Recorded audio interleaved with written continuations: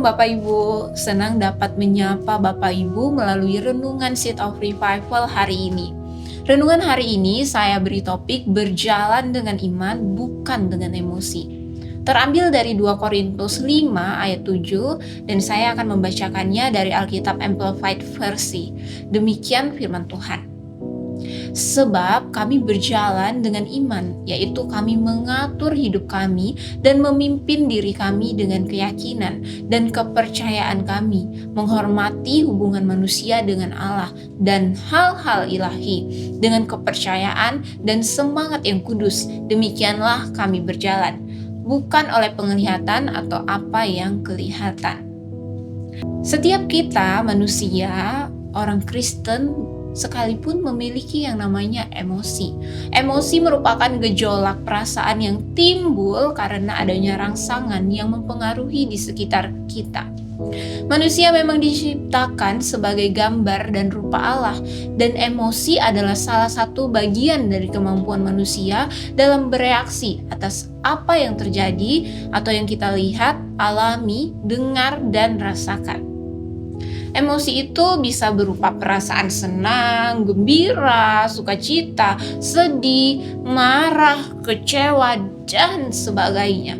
Semua itu ada di dalam diri kita, Bapak Ibu, sebagai manusia.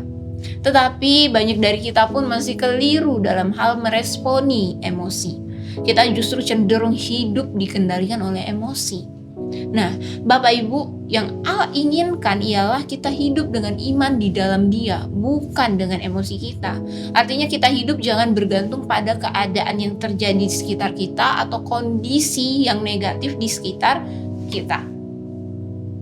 Iman adalah sebuah produk dari hati yang adalah dunia rohani, sifatnya itu kekal, yaitu keyakinan dan kepercayaan yang benar kepada Allah. Nah, saat kita berjalan dengan iman yang berdasarkan firman, maka kita akan jauh lebih dewasa dan hidup lebih stabil, Bapak Ibu. Alkitab saja jelas mengajarkan kepada kita bahwa iman adalah kemenangan yang mengalahkan dunia. Bapak Ibu bisa baca di dalam 1 Yohanes 5 ayatnya yang keempat. Sebagai contoh, kita mengira bahwa Allah tidak memegang kendali atas situasi dan kondisi kita. Kita mengeluarkan emosi takut dan tak berpengharapan dan cenderung menyalahkan Tuhan. Kita bisa marah dan komplain kepada Tuhan. Tuhan, kenapa ini terjadi atas hidup saya?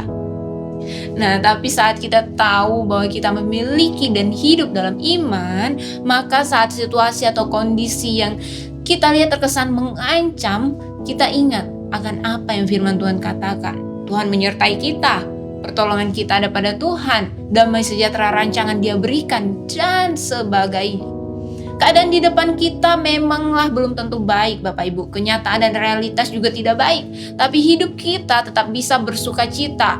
Itulah hidup di dalam iman, bukan dengan emosi. Bapak Ibu, mari kita belajar dan bangun fondasi kehidupan di atas dasar firman Tuhan yang tidak pernah berubah, dan bukanlah emosi kita yang turun atau naik. Firman Tuhan menjadi kekang yang memberikan kendali atas emosi kita.